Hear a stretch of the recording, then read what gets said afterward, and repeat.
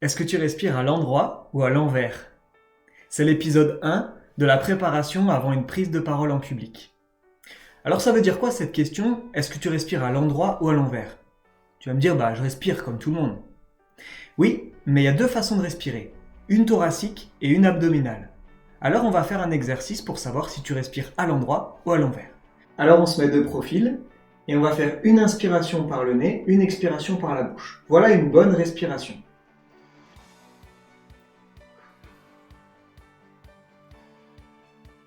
Quand on inspire par le nez, le ventre se gonfle et donc la main sort. Et quand on expire par la bouche, le ventre se creuse et donc la main rentre. Si tu respires pas comme ça, en fait tu respires avec une respiration thoracique. Donc tu utilises seulement le haut de tes poumons et tu utilises seulement 30% de ta provision d'air possible. C'est quand même dommage de ne pas utiliser le reste de tes poumons, surtout pour une prise de parole en public. Pourquoi c'est comme ça? Pourquoi le ventre doit sortir quand tu inspires et le ventre doit se creuser quand tu expires? Eh bien, c'est pas compliqué, c'est mécanique. En fait, sous les poumons, il y a le diaphragme. Donc, quand tu inspires et que tu remplis le bas de tes poumons, le diaphragme descend. Qu'est-ce qu'il y a sous le diaphragme? Eh bien, généralement, tous les organes digestifs. Tous ces organes se retrouvent comprimés par le diaphragme qui descend et ne peuvent pas descendre plus bas parce qu'il y a le bassin.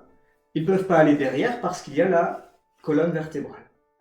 Donc qu'est-ce qui se passe? Eh bien tout naturellement, puisque le diaphragme descend, ton ventre, quand tu inspires, se gonfle. Et quand tu expires, ton ventre se creuse parce que tu as bien vidé l'air de tes poumons. Alors si tu respires comme ça, qu'est-ce que tu peux faire? Je vais te proposer un petit exercice. Voilà l'exercice que tu peux faire le soir au moment de te coucher. Tu te mets debout à côté de ton lit, tu mets la main sur le nombril et tu vas faire 5 respirations abdominales telles qu'on les a vues ensemble. Où ta main doit sortir lorsque tu inspires, ton ventre doit se gonfler, et ta main doit rentrer, ton ventre doit se creuser lorsque tu expires. Ensuite, tu t'assois sur le lit, tu fais à nouveau 5 respirations abdominales de la même façon, toujours la main sur le nombril, et ensuite tu t'allonges sur le lit et tu fais 5 respirations abdominales, toujours de la même façon, avec la main sur le nombril et en se concentrant bien sur l'inspiration et l'expiration. Le matin, c'est l'inverse. 5 respirations allongées, 5 respirations assis, 5 respirations debout. Toujours la main sur le nombril, en inspirant par le nez et en expirant par la bouche. Voilà, c'était le premier épisode pour se préparer à prendre la parole en public. La semaine prochaine, on parle de l'alimentation. À la semaine prochaine!